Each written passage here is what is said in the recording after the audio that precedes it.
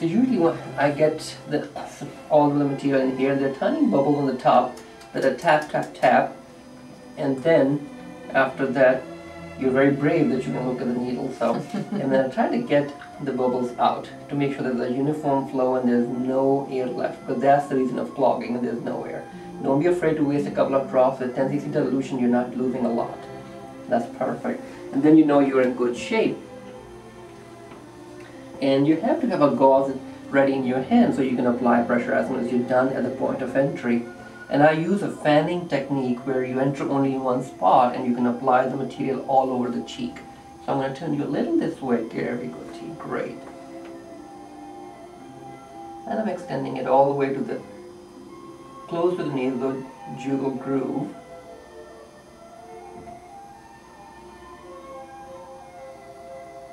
Getting close to the nasal area.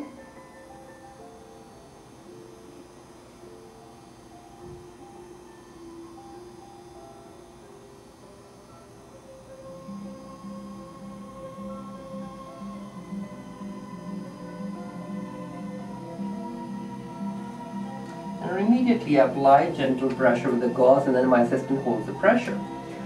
While she's holding the pressure on the right side, I'm going to fill up the syringe again and then go on to the other side so she can apply counter pressure on the other side.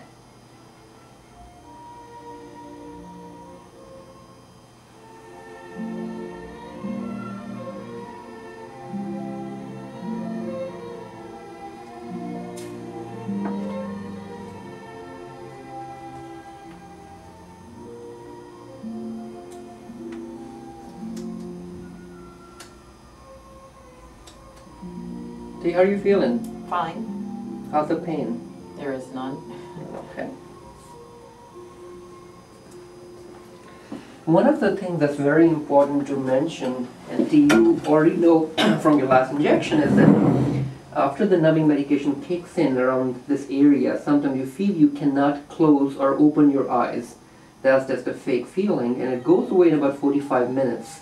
But it's important to be aware of it, otherwise you feel that maybe something is going on that's wrong. I don't know if you experienced it last time or no. But no, okay. So you might feel that the lower eyes that you can't open or close them, and that's very normal and it's transient. I'll turn you a little this way. Great.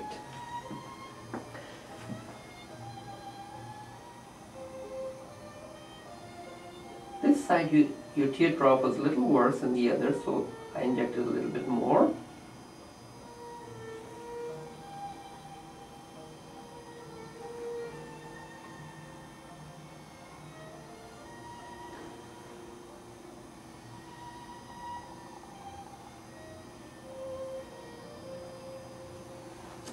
And again, pressure right away, and that helps a lot. Great, now we are going to turn again a little this side, and now we'll go for the angle on the right.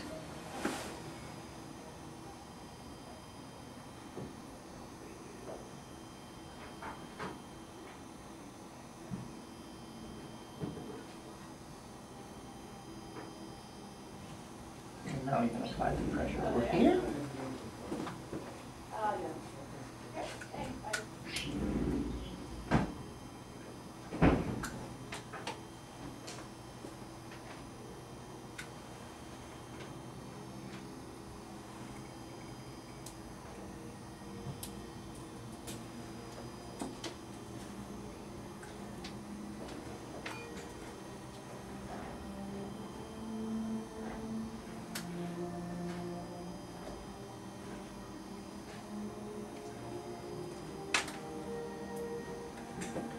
We're almost done, T. We're on the last injection. Thank you.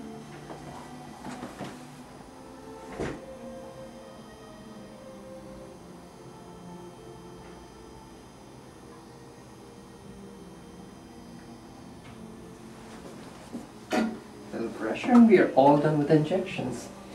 Typically at this point I just have my assistant hold gentle pressure for about 2 to 3 minutes. And because that's how long it takes for any small veins to undergo vasoconstriction, stop oozing any blood. And then I have them bring ice packs for the patient to use ice packs for about 5 minutes to completely freeze the face. And after that point, usually I do a gentle massage, or I have my assistant do a gentle massage with Vaseline or something so you don't traumatize the skin. And then by that time, patients are good and ready to go back to work or go back home. The precautions that I tell them to follow is not to exercise today, because that increases the chance of bruising by increasing blood pressure.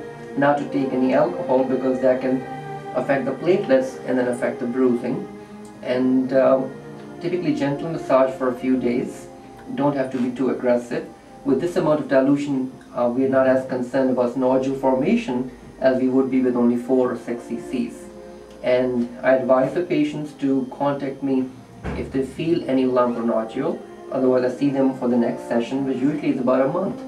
And that should be it. T, how do you feel right now? I feel fine. Pain? No, the only thing I experienced was, I would describe it as pinchiness. Pinchiness? When okay. not now, when the needles are in, Okay. but it's not pain at all. Okay. And now the only thing is my eyes feel a little heavy. But yes. not, I mean, it's not horrible, it just, Right. they feel like slightly heavy. Exactly, that's exactly what the patients say, and it's transient, it goes away pretty fast. Good, otherwise you feel pretty normal? I feel totally normal. Great, so as you can see, the T is almost asleep, which means probably she's not in a lot of pain. I'm relaxed. Okay, I had her do icing for about 5 minutes, and she feels pretty relaxed. And I'm going to use a little Vaseline on the fingertips to do a tiny bit of massage. And I'm not being very aggressive with the massage. I just want to make sure that my Sculptra is uniformly spread. And if I need to squeeze it into any areas I want to, I would.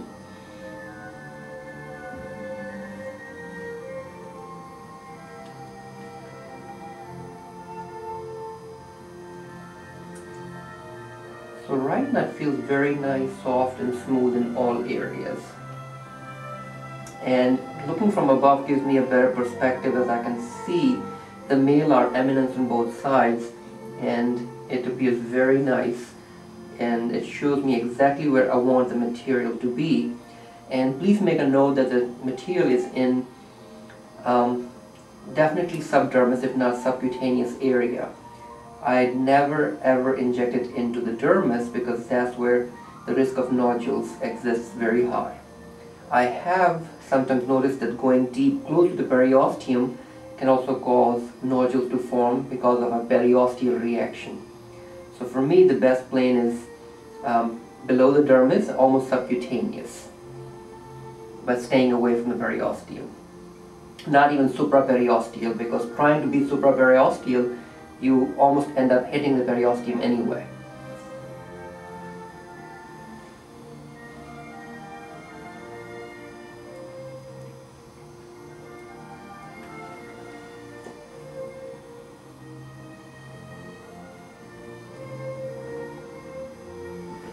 Great. So this time the massage is all done, and T is ready to go about her business. There's no evidence of any bruising anywhere. T, I'm going to turn you a little this way, the head, so we can see there's nothing on this side. And then on this side, there's nothing on this side either. And we are in good shape. That's perfect. Any questions I can answer for you? I don't think so. Okay, so you're feeling pretty good? Yep. Okay, great. Thank you. Well, you're very welcome. Thank you for allowing us to use the video, because this will help a lot.